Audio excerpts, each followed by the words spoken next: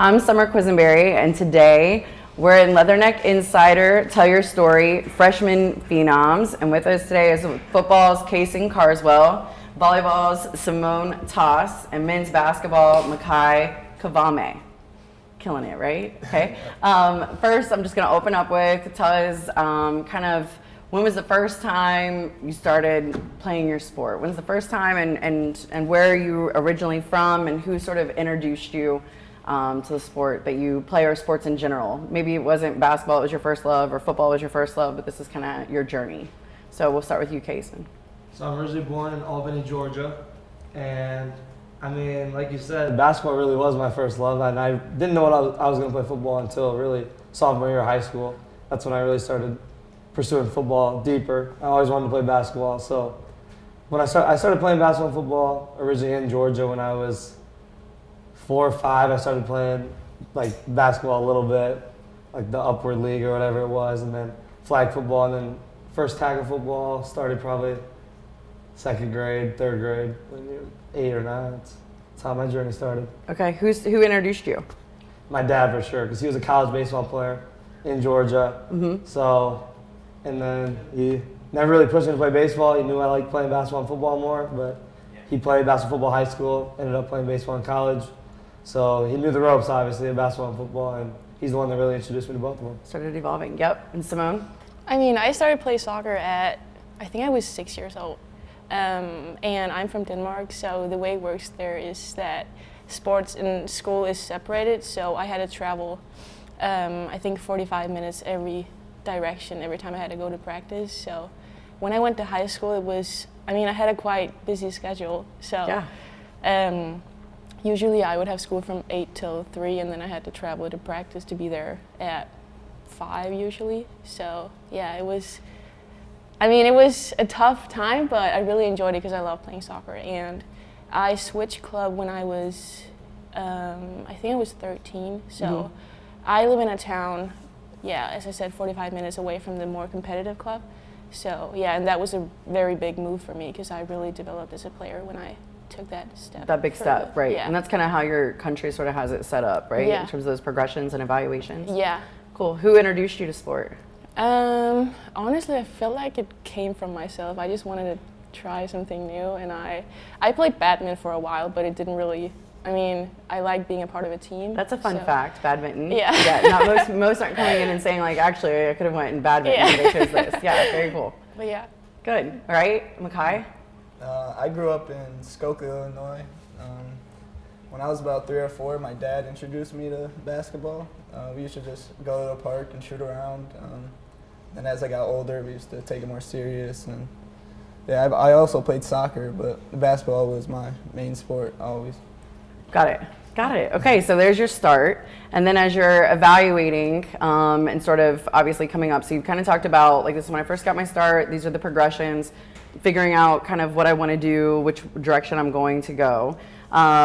Is it your development sort of off the field or off the court, essentially, that's sort of progressing you into like, okay, I think I can go Division I in this, or there's levels? Is it your offers? Is it your fit as you're progressing? And even like for you, you're going to have such a unique experience from a soccer perspective as an international, and then also kind of pursuing, education over the States in Division I. So how did that sort of evolve for you? Not necessarily the recruiting process, but in terms of like, hey, I think I can kind of get a scholarship to continue my education, my academics, and my athletics.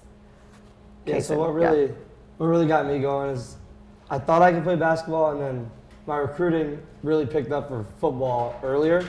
So that's what kind of changed my decision on that. So then I started focusing on football. Basketball came a little later, so I had a couple opportunities there. But I think, like you said, just football just felt like that's what I could succeed most in, and I felt like that's what I was better at, and I could make it farther. And like you said, Coach Davis gave me the opportunity here to play on full scholarship, so I think that I just took that and hit the ground running. Right, absolutely. And for you? I was in high school 2 years ago, and I got contacted by an agency. And before that, I didn't really know about the opportunity of playing college soccer. So I started having conversations with them, and I chose to try to get a scholarship maybe, I don't know, a year ago or something. and I started to talk to a lot of JUCOs and a lot of D2 schools, and I ended up committing at a D2 school in Georgia, but the coach got the job here. So I just followed without knowing anything. It all worked out. Yeah, blessings upon blessings, yeah, right? so That's I great. ended up at a D1 school by coincidence, basically. Yeah, but that's awesome. Yeah. That's great. And Makai, what about you? No, In terms of like recognizing I can play at the Division I level, or I can leverage my play into a scholarship, that sort of thought I process. noticed this between like my sophomore and junior year in basketball summer league. We had a live period where all the college coaches come and watch us.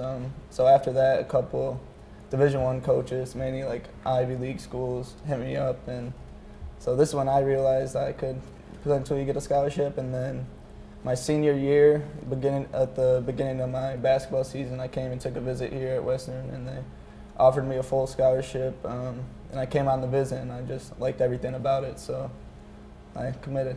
Right, absolutely. So then let's move into that. So from a recruiting perspective, as you're evaluating and looking, and different people have different lists. So it could be like, obviously I was interested when I started playing. I knew I wanted to play in college, or like you spoke on your dad played collegiately. So like you kind of have that thought process already, and then now you're sort of evaluating what's the best fit for you. And sometimes it's the offers that you have and you make the highest selection. Sometimes it's this is a better fit for me, or this is my majors here, it's close enough to home, those kind of things.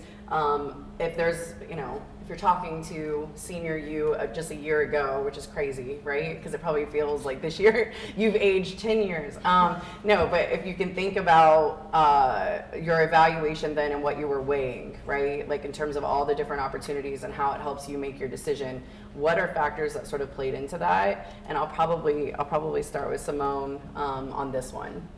I mean, of course I went here to play soccer because that was your first. Yeah, I think that's fair. Yeah. And in my recruitment process, it was very important to me to talk to the coaches about like if they see me play from the beginning. Because if I didn't like it here for some reason, or I miss my family, I would always have soccer, and I would know that I still got to play every single week. So I would rather play at a lower level but get full playing time than sit on the bench every single week. So that was very important to me. When you evaluated playing time. Yeah. Right. Because if you're sacrificing to be far away, yeah, I'm going to have soccer at least, yeah, right? that was so my for love of sport, yeah, first, absolutely. So that was like your main, yeah, one of your main looks. And then was there another level, like another layer of evaluation?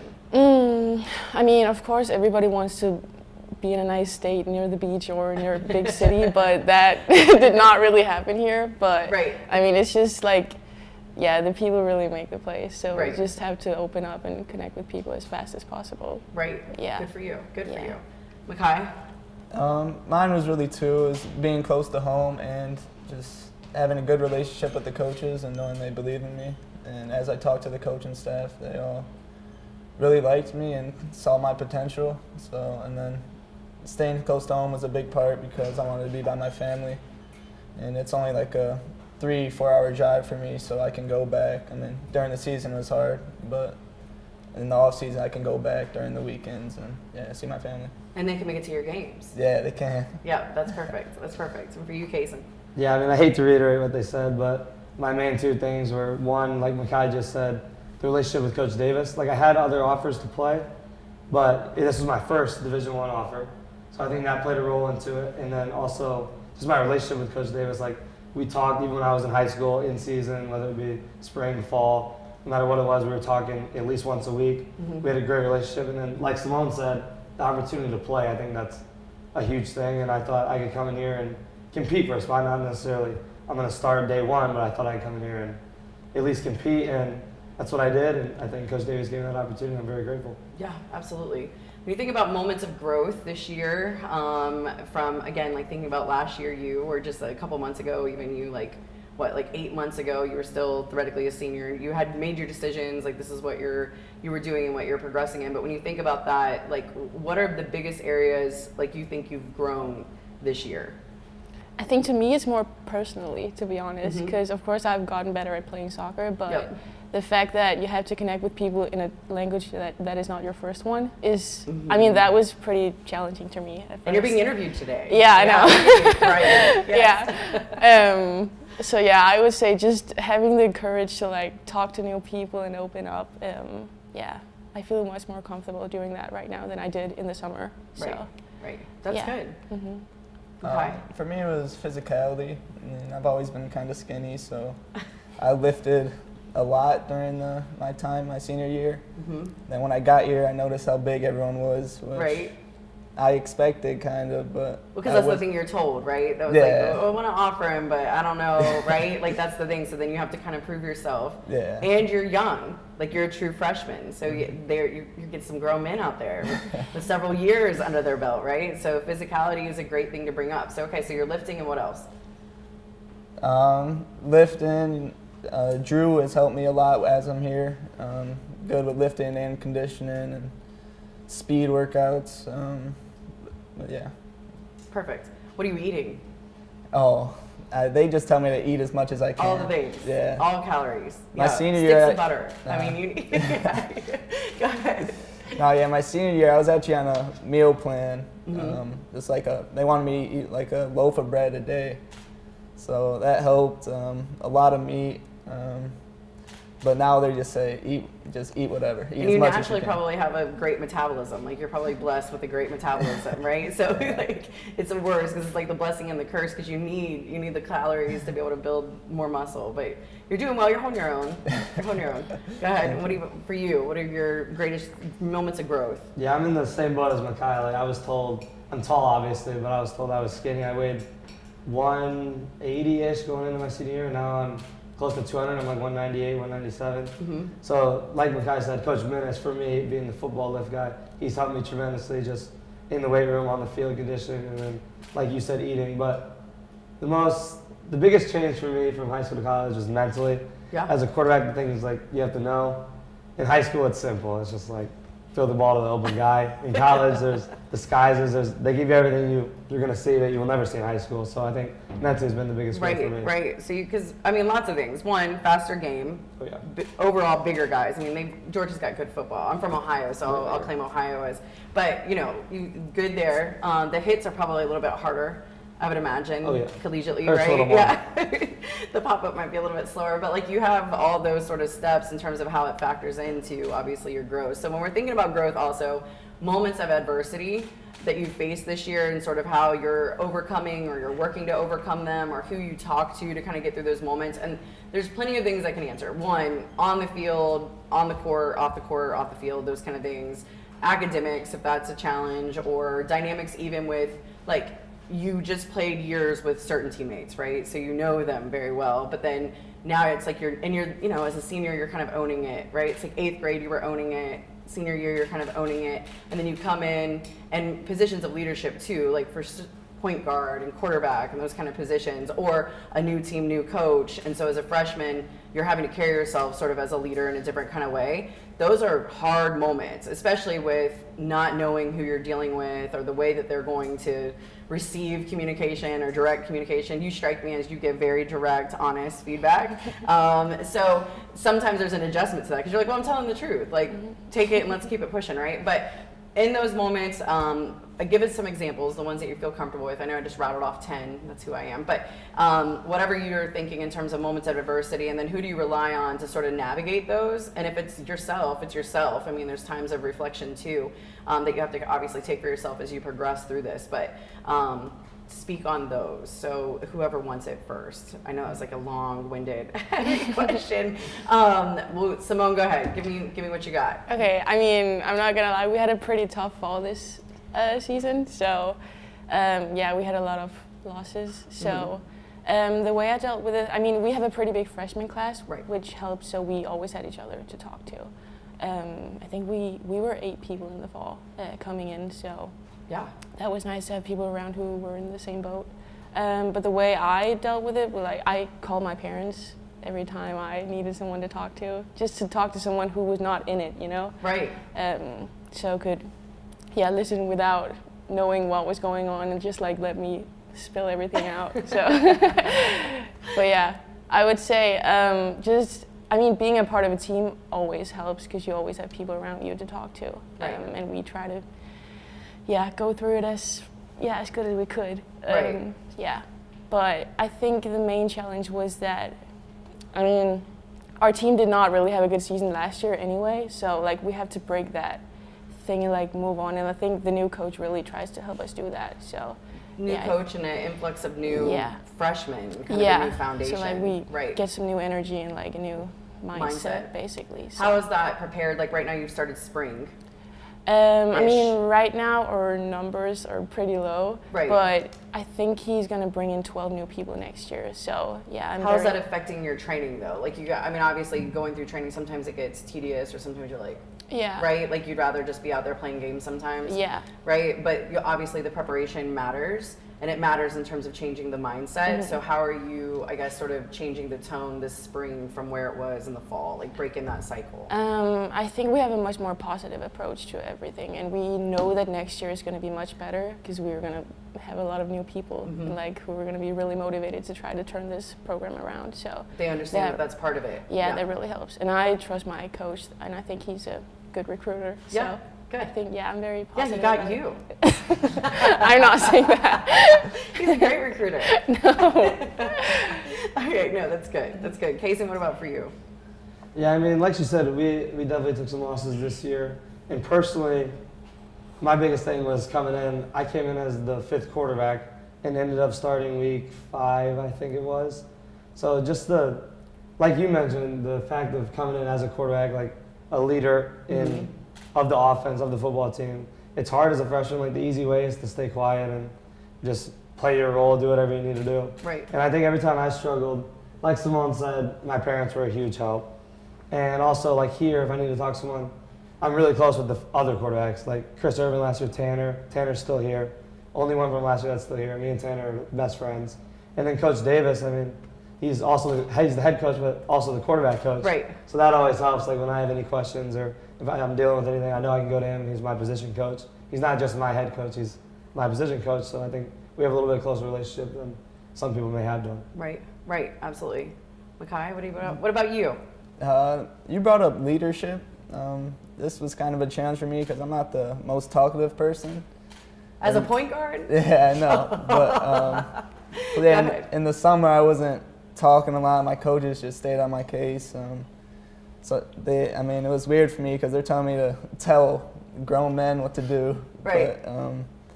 But, so I got better at this. They stayed on me. And then another point is, like Cason, my second game this year, I only played 1 minute. And at the beginning of the season, I was barely playing at all. But I just kept working, and as time went on, I started to play more. And that helps from a leadership standpoint, right? Like if you're contributing and you're playing and you're making big plays and you're in moments of progression and wins, or within a segment of wins, those kind of things, it allows for people to rely on you in a different kind of way, right? So that helps in terms of defining your leadership. And then, like you said, if you're naturally sort of quiet, like I used to say, right? I don't care. You can be quiet all you want off the court, or because I was formerly basketball, but you've got to talk. Like this position demands it. And quiet gyms or quiet fields, right, is losing gyms, essentially, is the commitment. So, okay, so we've talked about it a little bit. We've relied on parents sometimes to get us through tough times, winning, losing in a season, ebbs and flows, and then obviously the call to leadership, especially just coming in as a freshman, like brand new.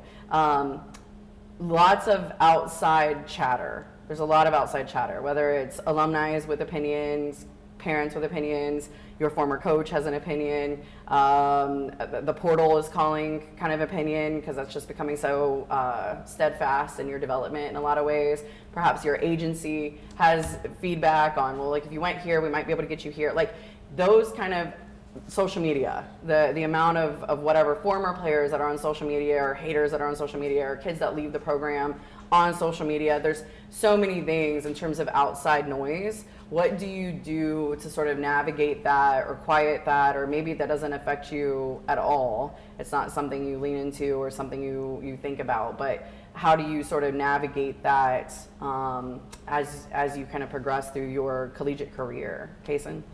My main thing is just you got to try to ignore it. That's just the bottom line. Like people are going to say stuff, whether you're succeeding or not. There's always going to be something.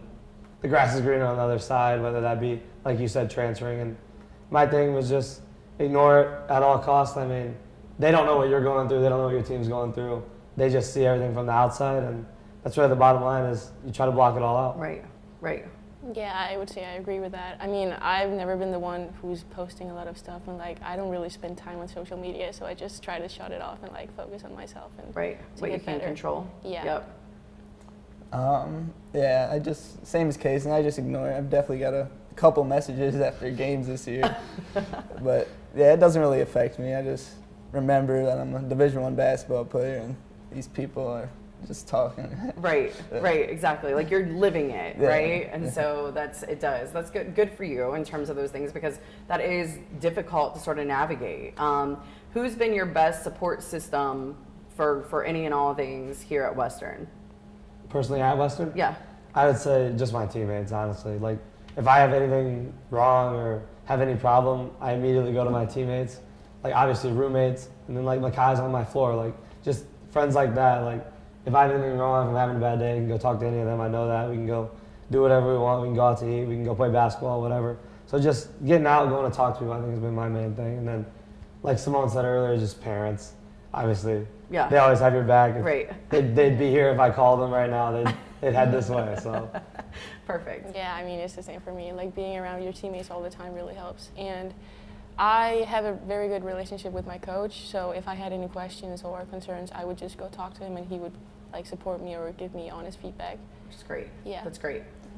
Yeah, same as Cason said, like my floor mates, my teammates, and also my coaches are also helpful, and I know I can go to them. Coach Nick, too, he's also great. He's a great guy, and he helps me whenever I need help. That's good. And I can also call my parents whenever, like Cason said.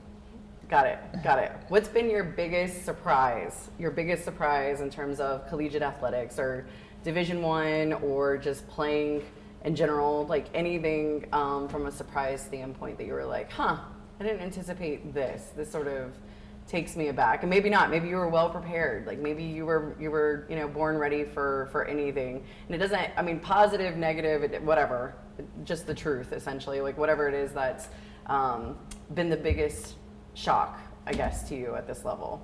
Simone, do you have it, or just Cason? Go ahead. I mean, I can go ahead. Go ahead. I would say it's pretty much as I expected, but I would say the biggest difference was the style of play here, especially in soccer, because in Europe it's much more technical and like we focus on keeping the ball and have a lot of possession, but here it's more like it's all about the physical part. If you're a fast runner and like if you're strong, you can make up a good team, even though you're not that technical. So that took a lot of time to me, like, get used to that. So I had, it took me some time to like adjust to the speed of play here. Mm-hmm. But yeah, I feel like, it's getting better. Okay, so you said like the possession, like the whole the time that you have the ball, essentially, Mm-hmm. right? So then the drive here, is it like just scoring? Yeah, I mean, they look forward all the time, and I like that because it's all about scoring goals. Right, yeah. It can be a bit exhausting sometimes, especially because I play in the middle, so it's, it's so a you lot get of both running sides. back and forth. Yeah. Yeah, best shape ever, right? Yeah, exactly. Go ahead. Makai, what about for you? This is kind of going back to what I said earlier, but the physicality, just not even when the season started, just coming in the summer and seeing my teammates, I'm like, dang, like they're There's an adjustment. So it's my biggest surprise is physicality, probably. Aren't you? You're from Chicago, though, right? I am. There's a lot of physicality in Chicago basketball. Yeah, there is, but the size just isn't the same. No? Okay. All right. Like, because everybody, right? Yeah. It's like all of Division I, so then it's different, right? Yeah, like in high school, it'd be like. And the age. Yeah, right. And the age. But yeah, the high school, the centers would be like 6'4". Now they're all like 6'9", 6'10". Right. So. Upon average. Yeah. Got it. Yeah, on the field, I'd say my biggest surprise for sure is obviously the game's faster. Obviously people are faster, but so are my receivers than they were in high school. And also you play some other Division I guys, some high-level guys in high school, so you see a glimpse of it. Like I said earlier, mentally has been the biggest thing. Like, you don't play really high school defensive coordinators or college defensive coordinators in high school. So you don't see any of that stuff that you see here. So mentally has been the biggest thing for me. And then off the field, kind of just how personable everyone was. Like, I'm an outgoing person, but I mean, people that came up to me, I've made great relationships with guys here, and I think that's been the biggest surprise off the field. Got it. Got it. In terms of time management, how is that going from, obviously you have a social life, you have the demands of your sport, and then you also have academics, right? In no particular order. I should probably said academics first, right? But from that standpoint, how are you doing it? Do you feel like you were already, again, sort of prepared already? Because I know that comes up, like in high, they're like hitting you with it so much. It's time management, time management. So you've kind of been doing it, like you said, like you traveled 45 minutes. If you're a multi-sport athlete, you know, those things you've already sort of had time management in aspects. So what is, I guess kind of that, like what has it been like for you in terms of juggling all your demands? And if you're involved in anything else outside of your sport or academics or things like that. So what for you, how has it been? Yeah, my main thing, I'm pretty adjusted now, but when I came originally, like you said, academics was the main thing. Like no one's hounding you anymore to do your work. You're going to the lecture and you're taking the work home and doing it, and that's really the bottom line. I'm not saying it's harder or easier, but if you do the work, obviously you're going to get it done. And it's not teachers saying, hey, get this turned in now in class, because that's not really how it is anymore. You do testing class and everything else is really online. It's on you. At home. It's just, yeah, a lot more, like you said, time management. Got to put away maybe an hour a day, whatever it is, however much work you have to get that work done. Right. And then you can really do whatever you want. Right. Yeah, I mean, I would say it's very unique to the States that you have the opportunity to like balance sports and education this way. Because, I mean, last semester I maybe had 2 classes every day, so that gave me time to like focus on my soccer and recovery and, you know, eat well. So I would say, yeah, the balance here is way better than I used to have. More free time, essentially, to be able to structure. Yeah. Okay, got it. Yeah, I also feel like I was well prepared. I only have 1 class on Tuesday and Thursdays, which is very helpful, and no class on Friday, and then 2 classes on Monday and Wednesday. Yeah, that's a nice schedule.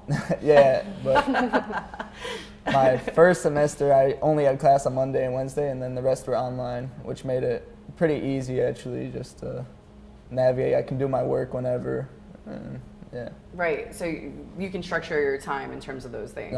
But it is interesting, like from an academic standpoint, like really heavily, unless you're already sort of getting that experience in high school, but everything is on you. That's a big adjustment freshman year, and I always try to say it, like, you do have to figure out when you're eating. Like, you know, like, is at home, ideally your family was thinking about when you're going to eat that day, or like food and feeding the family is something that is a priority, obviously, in the household. So like now you're figuring out when and what you're eating on top of when you're going to sleep. You're also setting your own alarm, and not that you weren't, but like you either are going to class that day or you're not based on your alarm. You're also like figuring, like, you know, like I think I wore hoodies, shorts, and flip-flops the majority of my college career, you know, like my freshman year especially, right, before I had to sort of adjust and start looking the part a little bit better. But, you know, like those kind of thought process in terms of conducting. So in that aspect of how you prepare for the day or how you prepare for what you've got going on that day, what's that time management like?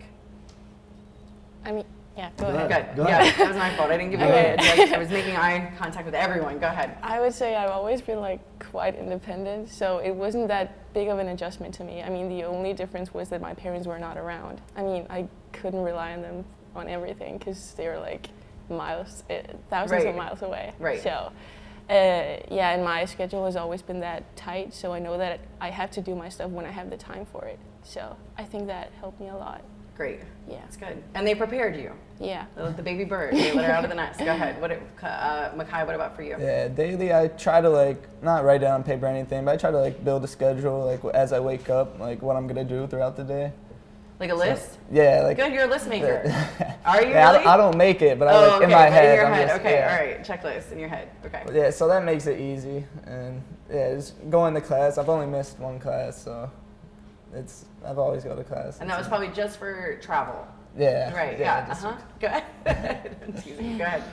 Yeah, I mean, same thing like Simone said, like I mean, you're always used to getting up for high school and stuff, but like you said, it's hard. Like, you're either going to class or you're not. Sometimes it sucks waking up for 8 a.m. And class, it's cold which I out had there. first semester. It's cold. So, Oh, 8 a.m. and walking to class, yeah, that's obviously a big difference. I typically drive anyways, but I get tired of the cold. But yeah, I mean, it just, like you said, it comes down to you're going or you're not. And Right. I think I choose the 8 a.m. lift session for the football. We have 8, 10, and 1. I choose 8 just so I can get up and make sure there's no dispute with me going to class. I'm already up, so I might as well go to every class, because that's one of our main things that we preach on the football team is going to class and, I mean, paying attention, really. It's just going to class is the main thing. Academics come first. Right. Do what you're supposed to do, right? You're supposed to come in here and get your degree so that you can progress in life. We are going to go to our first break, and we'll be back shortly.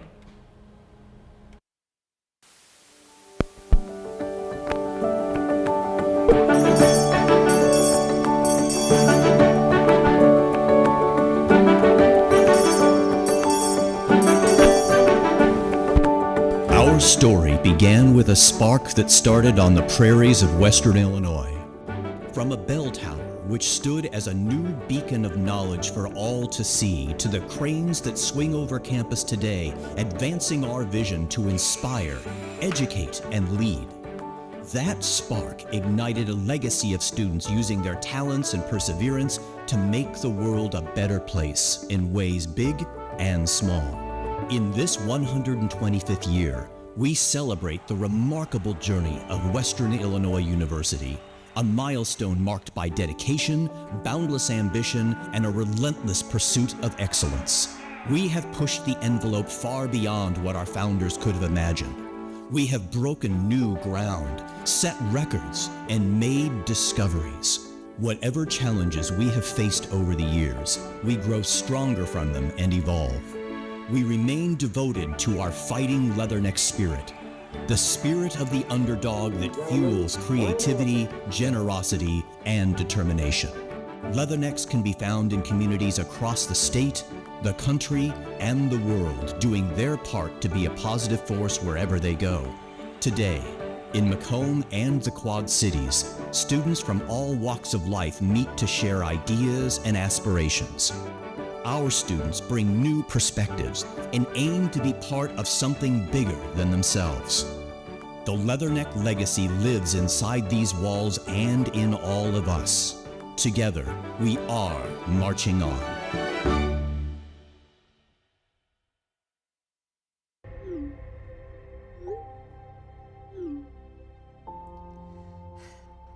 Hey, you'll find your school. I just want to find a place where I can be myself. I want to try new things. I want to find my people. I want to make a difference. I want to have a place to grow, to make mistakes, to learn new things. And I want to do college on my own terms. Grit. It's that thing inside of you that ignites passion and empowers you to envision a world full of possibility. At Western Illinois University, leathernecks are made with this grit. It starts here, in this field, in this room, on this court, and in this lab. We refuse to blend in because our purple stands out.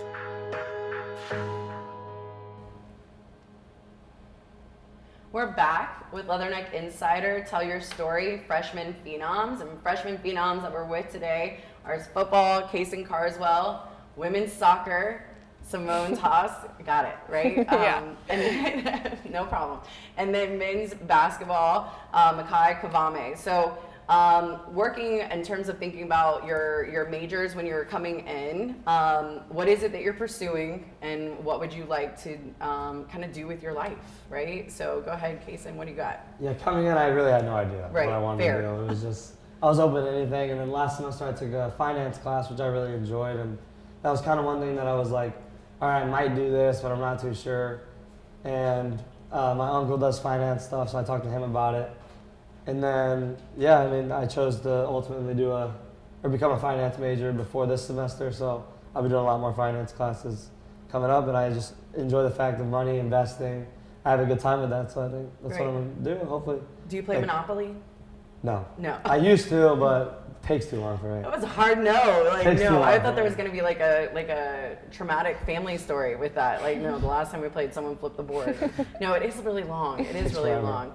Even though we have a claim to fame to Monopoly here at Macomb, Illinois. But go ahead, Simone, what about for you? I want to go to med school after college. So I'm taking biology, medical sciences right now. And the way it works in my country is that you have to like choose a direction already in high school. So I chose biology in high school, so it would be more natural for me just to continue down that path. Right. Also because some of the material I already learned there, I mean, it's the same here, just in a different language. So, I mean, it's just a bit more challenging to like learn new stuff in a different language. So, yeah, that definitely helped me that I got that experience in high school too. Absolutely. Yeah. What are you pursuing from a medical standpoint? Ultimately, like a doctor of? I think I want to be a surgeon in some way. Maybe. I mean, that would be my dream. Awesome. What kind of surgeon? I mean, I think brain surgeon is very cool. I think this is very cool. Well, yeah, that Do you have would a be steady the- hand? I mean, that would maybe take some practice, but yeah, Perfect. we'll see. That's yeah, cool. that's my ultimate goal, I would say. Awesome. Yeah. Awesome. Makai? I also am in finance. Since I was young, I've always been good at math, so I always knew that I wanted to do something in math. And my uncle is also pretty high up in finance, so I'm hoping he'll be able to help me find a job as later on, as once I graduate and get my degree. Got it. Good for you guys. So are you in classes together then? Yeah, we're we're in in economics together right now. Yeah. Nice. So you're in classes together, you live on the same floor. Perfect. Do you hitch rides with him then since he's driving everywhere? Yeah, sometimes. Yeah, perfect. It's worked out completely for you guys. Yeah, absolutely. Yeah. All right, perfect.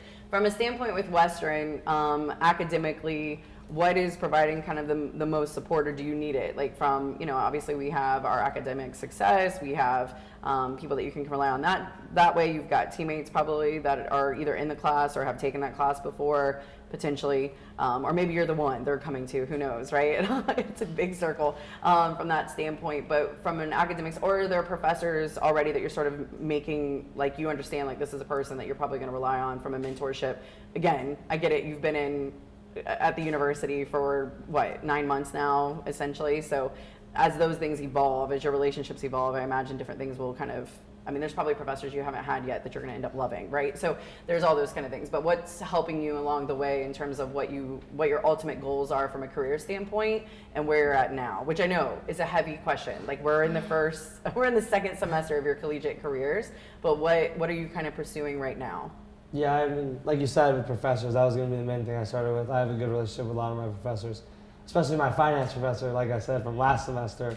I don't have him this semester, but I know he teaches a lot of the higher up finance classes, so I will have him again. And he was a great professor to me. We talked a ton, just not only about class, but also about life. And then through the football program, the study halls we have, because, I got that 4-hour block every week to do work, so that saves me a lot of time other days when, unless I'm loaded with work, I usually save a lot of it for that, Right, for that Wednesday time. and Sunday study hall, just get it done there. Yeah, there's nothing worse than not having anything to do and going to that study hall, right? It's like, I always used to say, it's like having to fold sweaters at Gap, like there's no one in here, so we have to do this, so it's like that. But that's it's tough, so I understand. But that's good even from a TAM management standpoint, that you're like, you know what, I know I'm gonna have this block of time, I'm gonna do it then. Simone?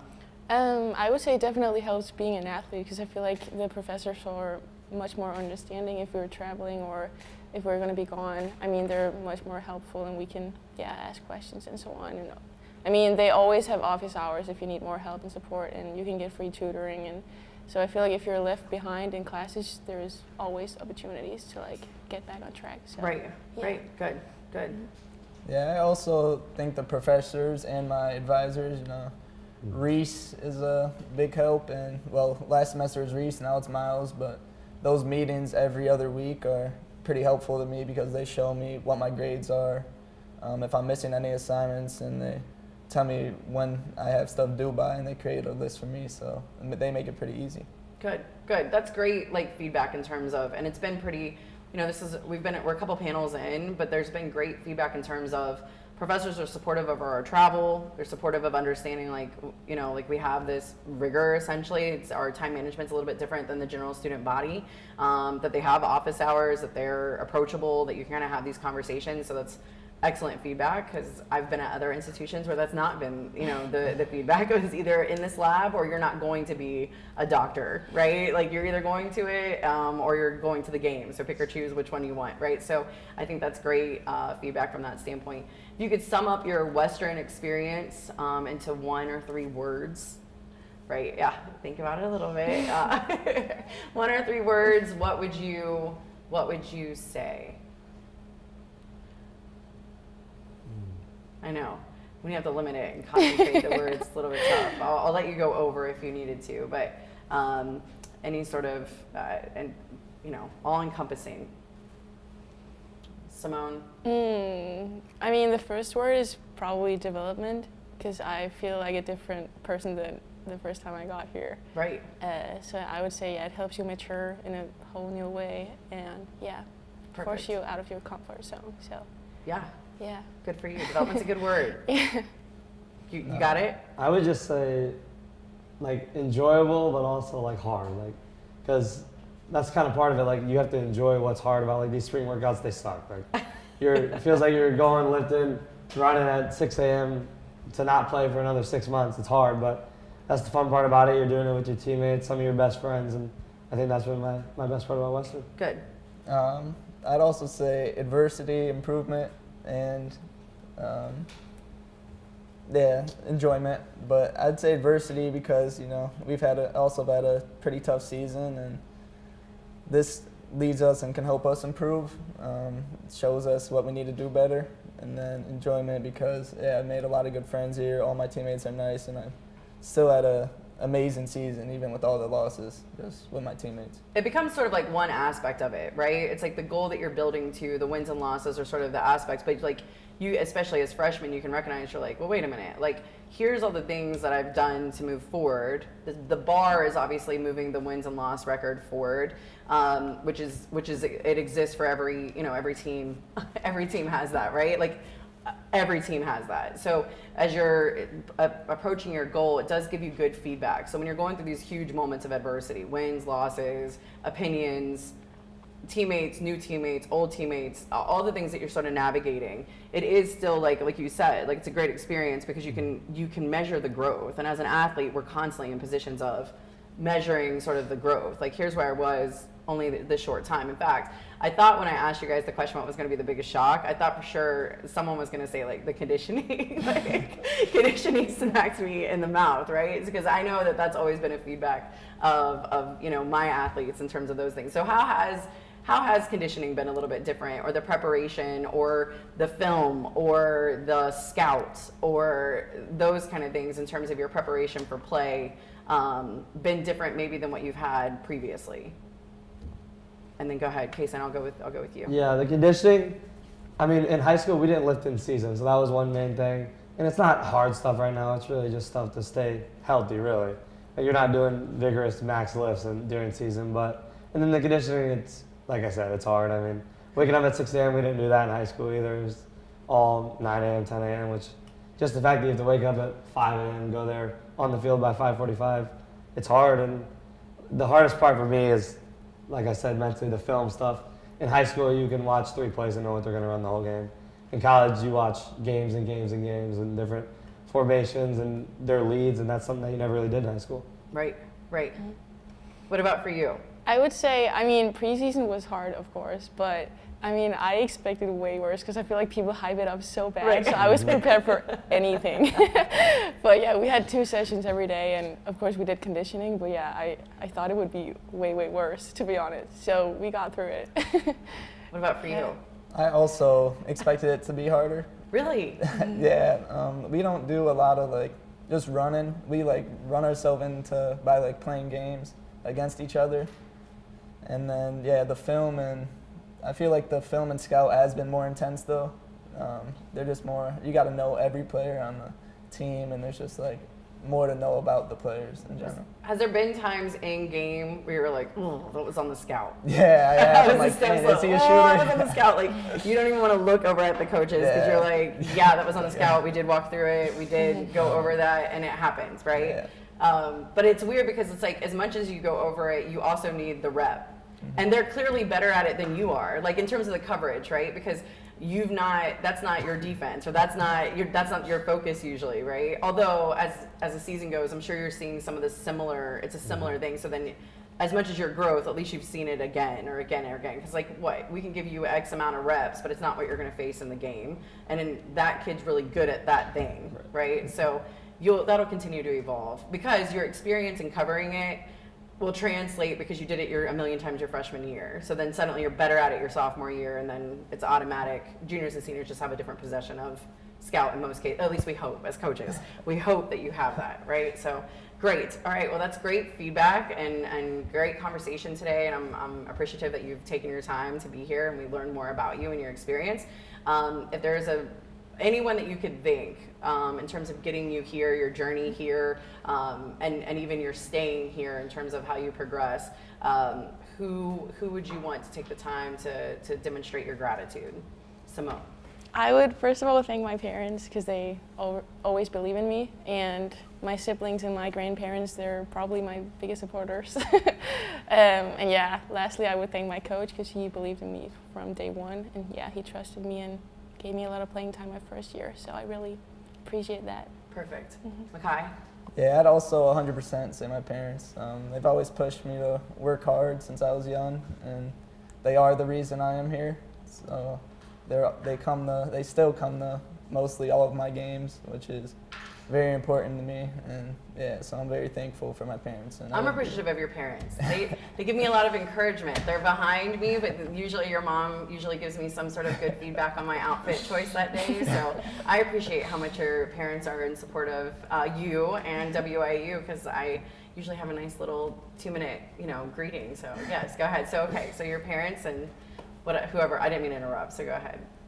No, yeah, I was just saying my parents. Just them. Yeah, they support me. I mean, my sisters and brother too, yeah, they support me as well, but mainly I'd say my parents. Perfect.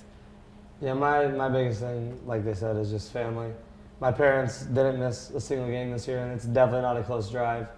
I mean, my dad flew out to Washington when we played there, so, and that's how it's been my whole life. They're like, they're not going to miss anything, and they take me everywhere I needed to go up until I was 16, obviously, and even when I turned 16. I was riding with my dad to practice, and then my grandparents. I mean, my grandpa's from Albany, Georgia, where I was originally born, and he came up to 10 out of 12 games. Didn't go to Washington, but other than that, he was almost at every game. So that's awesome. And then coaches, not only Coach Davis and any coach here, but also the coaches that have guided me to get here. High school coaches, little league coaches, all of them. I can't be more appreciative for them. Absolutely. That's great in terms of the support you have with your families, because also it's something we didn't talk about. It would almost have to be a separate interview with them, but it has to be a hard adjustment for them too. Like, they've been in this routine. You've had the car rides, the good ones and the bad ones. You've had those. The support of them just being there, or even like in game. I used to tell our kids, like, they're not coaching you. You look at me. Like, I'm gonna give you the feedback. But as I've evolved as a person, I recognize sometimes just the look to your parents, just to be like, God, someone in the gym has my back right now, and I'm just gonna like look over there. Or sometimes just sort of avoiding eye contact after whatever. But you have at least someone that has you and loves you from that standpoint, but it has to be a significant adjustment for them not to sort of be involved with the everyday and then sort of dependent on the phone call, right? And what you choose to share. So big props to the parents and how much support they've given us. Wanted to say thank you for your time, obviously. Thank you for all of our listeners. Thank you to the parents and the coaches. This is another episode of Leatherneck Insider. Tell your story, Freshman Phenoms. Thank you.